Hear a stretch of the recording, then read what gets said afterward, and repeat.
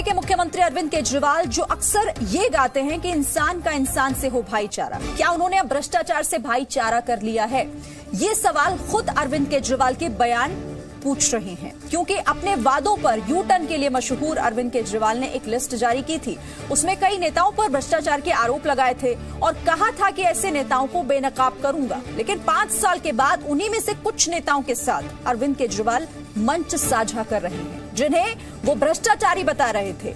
19 जनवरी को कोलकाता में ममता बनर्जी की जो रैली हुई, उसमें अरविंद केजरीवाल ने कई ऐसे नेताओं के साथ हाथ मिलाया, उनसे बातचीत की जिन्हें वो पहले भ्रष्ट कहा करते थे। इसीलिए अब सवाल पूछा जा रहा है कि केजरीवाल के दावों का आखिर क्या हुआ? क्या सत्ता के लिए अरविंद केजरीवाल अपने संस्कार भूल गए हैं? इस वक्त की बड़ी बहस इसी सवाल पर कि क्या ईमानदार राजनीति पर अरविंद केजरीवाल ने झाड़ू चला दी? तो ईमानदार राजनीति पर अब केजरीवाल ने क्या झाड़ू चला दी है? यही सवाल खड़ा हो रहा है। और भी कई सवाल जो बड़ी बहस में आज हम उठाएंगे इस चर्चा में। सवाल ये कि केजरीवाल को क्या अब भ्रष्ट नेता मंजूर हो गए हैं जो पहले नामंजूर थे? क्या सत्ता के लिए भ्रष्टाचार का जहर पीने को भी अरविंद केजरीवाल तैयार हो गए हैं? सवाल ये भी उठाएंगे कि 2019 के चुनाव में सियासत के नीलकंठ बनेंगे केजरीवाल? मौका देखकर बदल जाती है क्या केजरीवाल की ईमानदारी? ये सवाल भी आज इस बहस में हम उठाएंगे इस शो में, चूंकि सवाल अरविंद केजरीवाल को लेकर उठ रहा है। यूटर्न लगातार वो लेते हैं कई मुद्दों पर, लेकिन अब भ्रष्ट नेताओं को लेकर भी क्या उन्होंने यूटर्न ले लिया है? हमारे साथ एक पूरा पैनल खास मेहमानों का इस चर्चा में शामिल होने के लिए जुड़ा हुआ है। एक एक करके मैं आपसे परिचय कराती हूँ। आशुतोष मिश्रा, पॉलिटिकल एनालिस्ट, मेरे साथ जुड़ रहे हैं इस चर्चा में शामिल होने के लिए। इसके साथ ही राजीव रंजन, स्पोक्सपर्सन है जेडीयू के, मेरे साथ जुड़ रहे हैं। समाजवादी पार्टी की तरफ से अनुराग भदौरिया भी हमारे साथ हैं। इसके अलावा टीआर रामचंद्रन जी, सीनियर जर्नलिस्ट हैं, मेरे साथ यहां स्टूडियो में मौजूद हैं। रवि श्रीवास्तव आम आदमी पार्टी के सपोर्टर हैं और वो सवालों का जवाब देंगे आखिर आम आदमी पार्टी को लेकर जो सवाल उठ रहे हैं। साथ ही प्रेम शुक्ला, स्पोक्सपर्सन है बीजेपी के, ये भी मेरे साथ जुड़ रहे हैं इस खास चर्चा में शामिल होने के लिए। आप सभी खास मेहमानों का बहुत स्वागत है। शुरुआत सबसे पहले रवि श्रीवास्तव, मैं आप ही के पास आना चाहूंगी, चूंकि आप पार्टी के समर्थक हैं। ये बताइए कि यूटर्न आखिर क्यों बार बार ले लेते हैं? जिन भ्रष्ट नेताओं के एक एक करके नाम गिना रहे थे अरविंद केजरीवाल, आज उन्हीं से गलबहियां कर रहे हैं, उन्हीं के साथ मंच साझा करके कह रहे हैं कि 2019 जीतेंगे। देखिए शिरीन जी, जो बात आप कह रही हैं कि वो हर बात में यू टर्न लेते हैं या डब्ल्यू टर्न लेते हैं, मेरे ख्याल से वो उचित नहीं है। कारण क्या है कि ये सब चीजें जो है वो समय के हिसाब से बदलती हैं। एक सवाल का जवाब मेरे दीजिए आप कि उन्होंने अगर कई नेताओं को भ्रष्ट उन्होंने बताया था अगर 5 साल पहले, तो इस देश की सरकार ने उन भ्रष्ट नेताओं के खिलाफ क्या किया? उस सरकार ने उनके खिलाफ कोई जांच करवाई? इस सरकार ने उनके खिलाफ कोई इंक्वायरी बिठाई? इस सरकार ने इस पर तो बात ही नहीं हो रही है, इस पर तो बात ही नहीं हो रही है सर। मैं तो अरविंद केजरीवाल के उस बयान पर शुरुआत में अगर सुना होगा आपने, तो आपने सुना होगा, पूरी बाइट चलवाई थी हमने और उस पूरे बयान में वो ये कह रहे थे कि करके नाम उन्होंने गिनवाया, जिसमें राहुल गांधी का नाम उन्होंने लिया, फारूक अब्दुल्ला का नाम उन्होंने लिया, मुलायम सिंह और अखिलेश यादव वहां पर मौजूद थे। ऐसे कई नेता, खुद फारूक अब्दुल्ला वहां पर मौजूद थे। आपका ज्ञान बढ़ाने के लिए मैं बोल दूं कि उन्होंने पार्टी बनाने से पहले तो कांग्रेस के 15 उच्च नेताओं के खिलाफ पूरी एक चार्जशीट दाखिल करी थी। ऐसा नहीं है कि उन्होंने किसी को और फिर उन्हीं के साथ मिलकर सरकार भी बना ली, उसके खिलाफ उन्हीं के साथ मिलकर सरकार भी बनाई थी ना। बिल्कुल, एक मिनट, उन्होंने सरकार बनाई, मगर उसके लिए उन्होंने बाद में पछतावा दिखाया कि मैंने ये गलती की। और उसके बाद से आज तक अरविंद केजरीवाल ने किसी पॉलिटिकल पार्टी के साथ कोई गठबंधन, कोई समझौता, कोई अलायंस न राज्य में और न राज्य के बाहर कहीं भी किया है। तो ये आप नहीं कह सकते तो कि अभी मंच साझा करने पर क्यों पहुंच गए थे? या कोई अलायंस ज्वाइन कर लिया। 19 तारीख को जो रैली हुई ममता बनर्जी ने, जिसमें इनवाइट किया था, वहां क्यों पहुंच गए थे? बिल्कुल बताता हूं। जो इस समय देश की सरकार है, जो सरकार लिंचिंग की, लव जिहाद की, गौरक्षकों की जो सरकार है, जो हर समय कम्युनल डिवाइड क्रिएट कर रही है, उस सरकार के खिलाफ खड़े होना किसी के साथ भी कोई अपराध नहीं है। इस समय देश की सारी महत्वपूर्ण बड़ी बड़ी पार्टियां इस सरकार के खिलाफ है, क्योंकि ये सरकार बेईमान है, ये सरकार चोर है और ये सरकार भ्रष्ट है, ये सरकार जी आप अपनी बातों में फंस रहे हैं। आप किसी एक को रोकने के लिए उन तमाम लोगों के साथ आप अपना गठबंधन कर लीजिए जिन पर आप ही इत्तेफाक नहीं रखते थे एक टाइम में। चलिए ठीक है, मैं इसी सवाल के साथ फिर से आपके पास आऊंगी। अनुराग भदौरिया, मुलायम सिंह को लेकर खुले तौर पर भ्रष्ट कहा था अरविंद केजरीवाल ने और कहा था कि ऐसे लोगों को सत्ता से बेदखल करना चाहिए। लेकिन आज जब अखिलेश यादव भी उस मंच पर थे, यानी कि समाजवादी पार्टी उस महागठबंधन में शामिल है, वहां पर अरविंद केजरीवाल पहुंचे। ये बताइए कि महागठबंधन की तस्वीर कैसे साफ होगी आने वाले वक्त में? देखिए, आपको ये मानना पड़ेगा कि देश के अंदर में ऐसी हालत हो गई है कि देश को बचाने के लिए सारे नेता एक साथ आ रहे हैं। इस पे कोई चर्चा क्यों नहीं कर रहा है? इस पे चर्चा होनी चाहिए ना। आखिर क्या वजह है कि देश के सारे नेता, देश की सारी जनता एक साथ खड़ी? इसके मतलब सरकार में कहीं ना कोई दिक्कत है, सरकार देश बेचने का काम कर रही है। अंग्रेजों ने भी यही किया था, तो अंग्रेजों के खिलाफ भी सब एक साथ खड़े थे। वैचारिक मतभेद थे, मैं आपको बता दूं, सुभाष चंद्र बोस में और गांधी जी में वैचारिक मतभेद थे, लेकिन जब देश की लड़ाई लड़ रही थी तो सुभाष चंद्र बोस जी और गांधी जी एक साथ खड़े थे।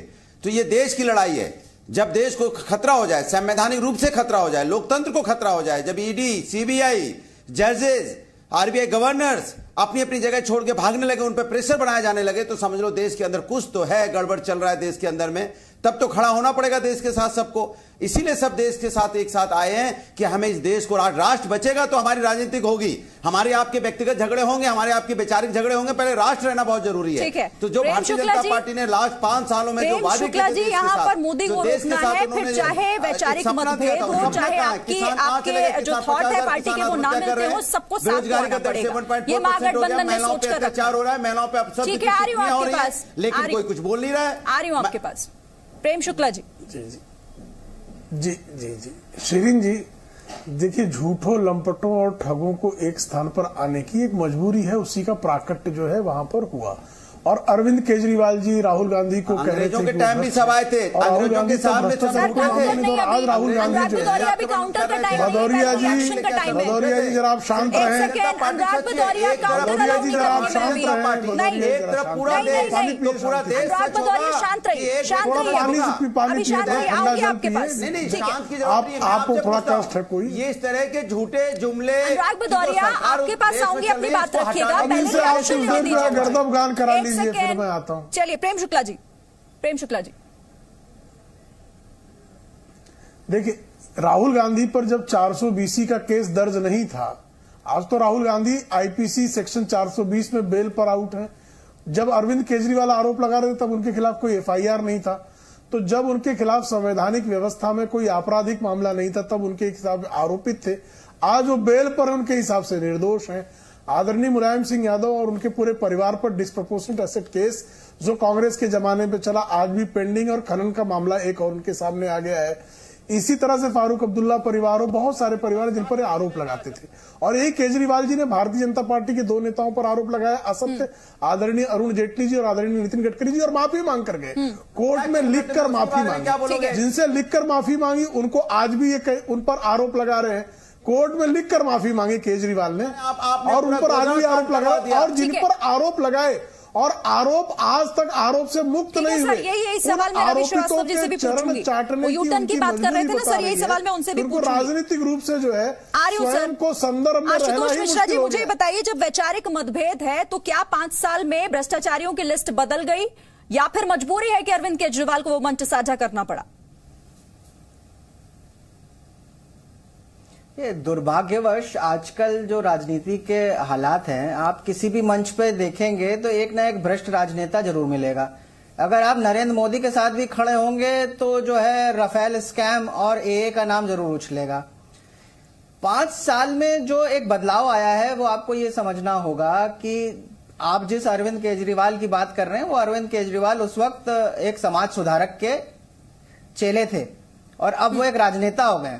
ठीक है, जब से उन्होंने अन्ना हजारे का साथ छोड़ा है और वो राजनेताओं के साथ आए हैं तो वो वैसे ही बात करने लगे हैं। और विडंबना ये है कि जो है, अगर आप देखें पिछले जितने लोग नेताओं पे जो भी भ्रष्टाचार के आरोप लगे थे वो 5 साल में कोई भी एक भी प्रूव नहीं हुआ है। सर भ्रष्टाचार के पहले आरोप लगाइए, फिर कह दीजिए प्रूव नहीं हुआ है। ठीक है, रिएक्शन ले लूं पहले, फिर आप लोगों के पास दोबारा से मैं आऊंगी। जल्दी से राजीव रंजन जी, आपका कमेंट इस पर, आपका रिएक्शन। भ्रष्टाचारियों की लिस्ट 5 साल में बदल गई। देखिए, सबसे पहली बात है कि अरविंद केजरीवाल जी एक जन आंदोलन की उपज है। वैकल्पिक राजनीति का दावा करते थे, भ्रष्टाचार को समूल उखाड़ फेंकने का आह्वान उन्होंने किया। लेकिन कोलकाता रैली में जिन लोगों के साथ वो दिखे, उनके खिलाफ उन्होंने व्यक्तिगत हमले भी बहुत सारे किए थे।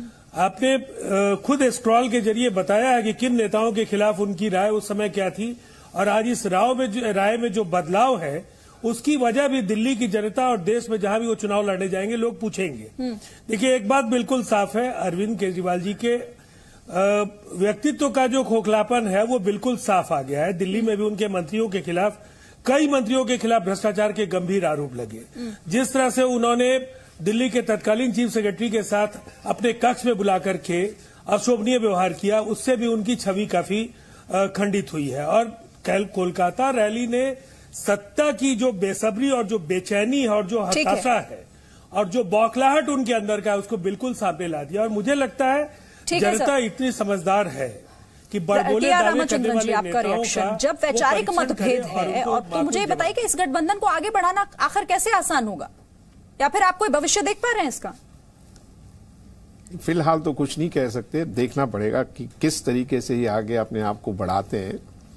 देखिए, मेरे ख्याल में एक सबसे बड़ी समस्या इनकी रही है केजरीवाल साहब की कि उन्होंने इनिशियली अपने आप के लिए एक बहुत हाई पेडेस्टल रखा, और जिनको वो मान के चलते थे उनको छोड़ना ही पड़ा आखिरकार। और अब वो औरों को भ्रष्टाचारी या जो भी कहें, पर उनको 2-3 जगह पे कोर्ट पे जब दूसरों ने केस लगाया इनके खिलाफ, वहां जाके अपॉलॉजी देना पड़ा। और मेरे ख्याल में वो बड़ी स्पष्ट अपॉलॉजी थी। मेरे ख्याल में पॉलिटिक्स में ऐसी चीजें तो चलती रहती हैं, हम देखते आ रहे हैं इतने सालों से। और अब उनको भी लगता है कि उन्होंने जो कोशिशें की हरियाणा में, पंजाब में, कहीं पर उनको जो सक्सेस सोच रहे थे उनको मिलेगी, वो नहीं मिली। और बात आज इस बात पर हो रही है, बहस इस बात पर हो रही है कि भ्रष्टाचारियों की जो लिस्ट 5 साल पहले थी, वो लिस्ट आखिर अब साथियों की लिस्ट में कैसे बदल गई है, और इसी पर हम बहस भी कर रहे हैं। रवि श्रीवास्तव, आपसे मैं एक सवाल जानना चाहती हूँ, और ये मेरा सवाल नहीं है। मैं आपको बता दूं कि अभी मैं अपना ट्विटर हैंडल चेक कर रही थी, उस पर कुछ लोग ऐसे हैं जो आम आदमी पार्टी के समर्थक रहे हैं पहले, वो अब ये पूछ रहे हैं कि भाई ये बताइए कि क्या अब आपको सियासत के लिए भ्रष्ट नेताओं की साथ भी मंजूर है उनका?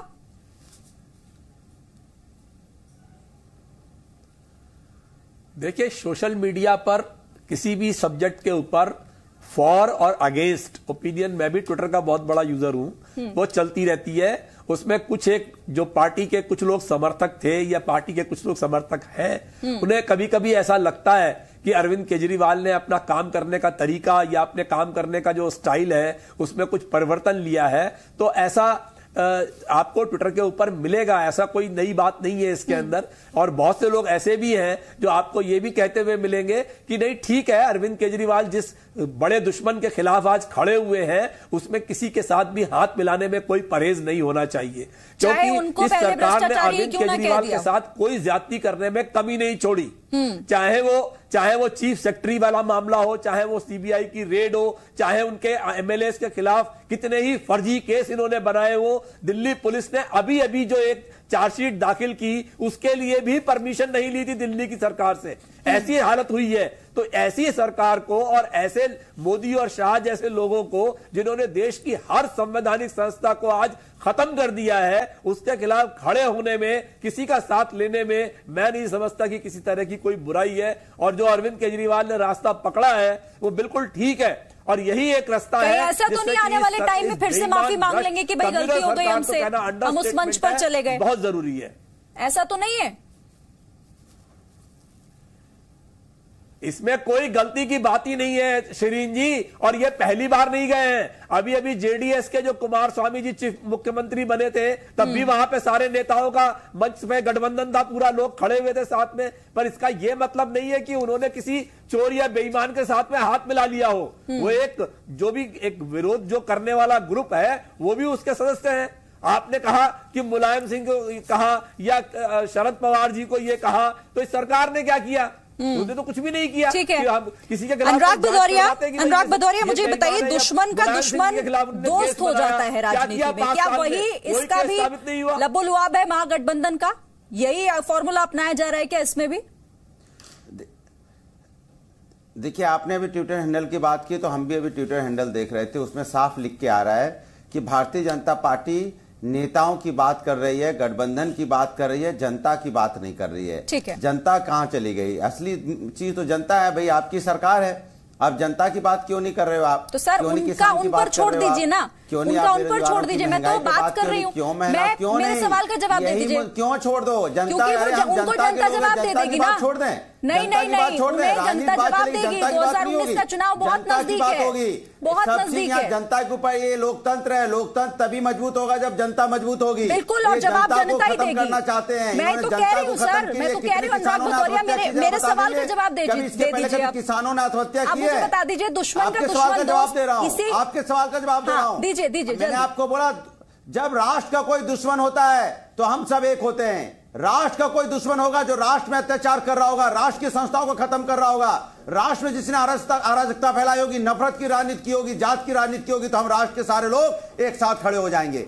यही तो हमारे हिंदुस्तान की खासियत है। हिंदुस्तान में अंग्रेजी भी हुकूमत आई थी, हम सब एक साथ खड़े हुए थे, जाति धर्म छोड़ के सबने उनको भगाने का काम किया था। मैंने आपको बोला ना, गांधी जी में, सुभाष जी में और औरों में एक वैचारिक मतभेद थे, लेकिन ब्रिटिश हुकूमत को भगाने के लिए सब एक साथ खड़े हो गए थे। यही वो भारतीय जनता पार्टी ब्रिटिश हुकूमत के रूप में आई है, डिवाइड एंड रूल करना चाहती पूरे समाज को, पूरे समाज को रोकने के लिए। बाकी तमाम पार्टियों के भ्रष्टाचार आपको अब नहीं दिखा रहे, आंखों पे पट्टी बन गई। प्रेम शुक्ला जी, प्रेम शुक्ला जी, ठीक है, आ रही हूँ आपके पास वापस। प्रेम शुक्ला जी, देखिए इनके पास किसी प्रश्न का उत्तर नहीं है, तो यहाँ वहां की बातें कर रहे हैं। ये कह रहे, अभी रवि श्रीवास्तव ने कहा कि सरकार ने किया क्या। लालू प्रसाद यादव की पार्टी कहती है कि लालू प्रसाद यादव जी जो कन्विक्ट हुए हैं वो भारतीय जनता पार्टी और जनता दल यूनाइटेड के कारण कन्विक्ट हुए हैं। तो एक अपराधी कन्विक्ट हुआ है, तो उस कन्विक्ट अपराधी के साथ में, उस पार्टी के साथ में गले क्यों मिल रहे हैं अरविंद केजरीवाल जी? इसका जवाब दे दें। और आदरणीय अखिलेश सिंह यादव के खिलाफ कार्रवाई होती, सीबीआई खनन माफियाओं को संरक्षण देने के आरोप में एक एफआईआर लेती है, उनकी इंक्वायरी की बात शुरू होती है, तत्काल सरकार पर आरोप लगाने लगते हैं। नेशनल हेराल्ड केस में बेल पर राहुल गांधी चल रहे हैं। तो तमाम भ्रष्टाचारियों के खिलाफ जो कार्रवाइयां हो रही हैं, और जिनके मंच पर गए थे उसमें शारदा स्कैम में तमाम लोग जो हैं, 200 लोगों ने आत्महत्याएं कर ली है शारदा स्कैम में। देखिए, बीच में चिल्लाइए मत आप, गर्दभगान करना ठीक नहीं। मैं बिल्कुल आपको सुन रहा था, आप कृपा करके डेकोरम मेंटेन करें। मैं भी आपके बीच में बोल सकता हूँ, गर्दभ है और आप बैल भी है, डेकोरम मेंटेन करें, आप गाली गर्दभगान करना बंद कर दें। यहाँ पे सबको आता है, पूरे चैनल पे सबको आता है गाली बकना। आप गाली मत बकिए,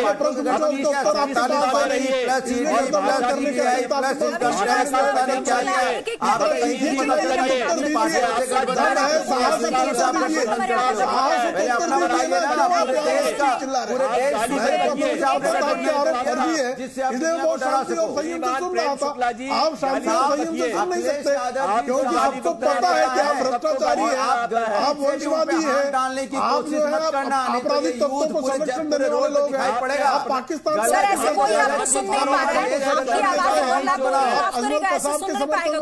याकूब मेमन के समर्थन में खड़े होते हैं, अफजल गुरु के समर्थन में खड़े होते हैं। टी.आर. रामचंद्रन जी, मुझे बताइए कि किसी एक पार्टी को रोकना है तो तमाम भ्रष्टाचारियों को साथ में लेकर चलेंगे, चाहे उनके भ्रष्टाचार पर आप पहले ही बात कर चुके हो, लेकिन अभी आंखों पर पट्टी बांध लेंगे। मजबूरी हो गई है क्या ये? अब देखिए, और कोई चारा है उनके पास? मुझे तो नहीं लगता और कोई विकल्प है। अगर वो खुद सब मिल के लड़ते नहीं है रूलिंग पार्टी के खिलाफ, तो उनकी हालत और भी खराब हो जाएगी। देखिए, ये एक सिर्फ हार और जीत का मसला इस वक्त उभर के आया है। पहली बात तो वो है। दूसरा, उनका जो सबसे बड़ा पॉलिटिकल एनिमी कह लीजिए या और कुछ कह लीजिए, वो है प्रधानमंत्री नरेंद्र मोदी। उनकी नजरें सिर्फ एक आदमी पे टिकी हुई है कि उसको कैसे हराएं। तीसरी बात यह है कि उनको समझ आ गई है पिछले 4.5 पौने 5 सालों में जो मोदी साहब की सरकार है, उनकी कंट्रीब्यूशन रही है, उसको तो नकारा नहीं जा सकता।